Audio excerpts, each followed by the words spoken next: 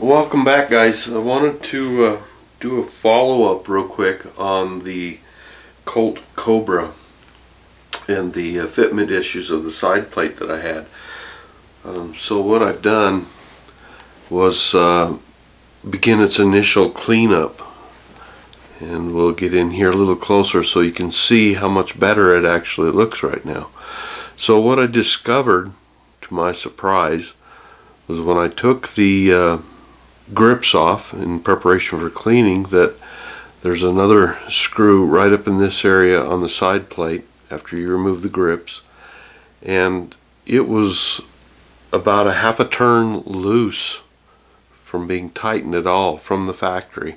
And this was straight out of the plastic bag, straight out of the box, as you saw on my last video. It was actually the first time I'd actually gotten to look at it, but you can see how much better all of the seams are fitting.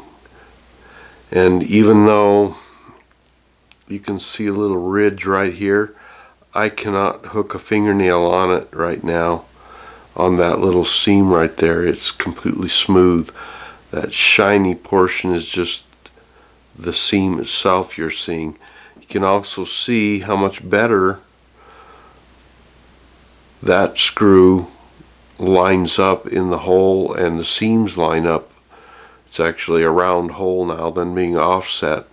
So what had happened is, from the factory, this screw and the screw up under the grip here were not tightened. The good full half turn loose. All I did was pull the grip off in preparation for cleaning it, as I always do with new firearms, and I pushed on the side plate and it snapped right into place. That surprises me. Doesn't say a lot for the quality control at Colt and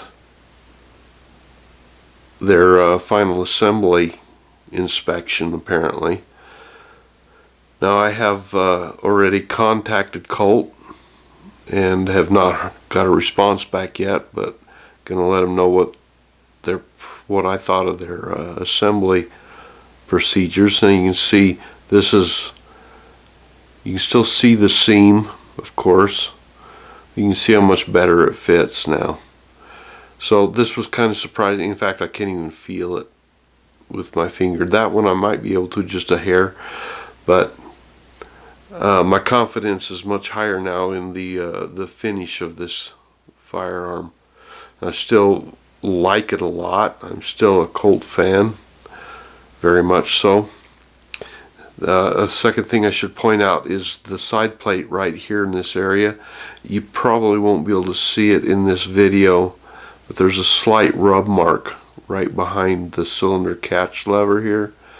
And when I was opening the cylinder catch, pushing it open previously, what was happening was that the side plate was so far out of alignment, it was actually rubbing right behind here and left a small rub mark. Now, most of that buffed out easily just by giving it a quick rub, but it is still evident in some light situations. I don't know if we'll be able to get it in here. This is not the best room for me to be filming in, but there is a rub mark there. That's how far out the side plate was in its alignment with those loose screws.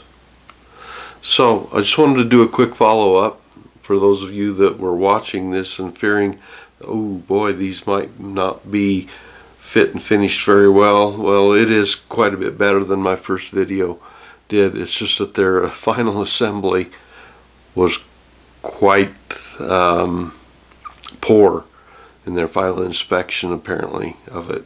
Trying to hustle it too fast out the door, perhaps. I don't know. Haven't heard anything back from Colt on it. But there we go. There's the final word on the Colt for now, till we get out and shoot it. Now, incidentally, also one more thing I will add on real quick here before I forget. If you've seen pictures of these guns with those nice G10 grips that are slightly smaller and much more attractive than these Hogue grips, Colt has responded to me on their Facebook page that those grips are going to be available shortly. So in Colt terms, if it's much like the gun, we're looking at probably 6 to 8 months maybe to get those in our hands. But definitely looking at getting a set of those nice grips. So anyway, there you go. Thanks a lot. That's the follow-up. Make sure you check your screws, all of them, the crane screw also.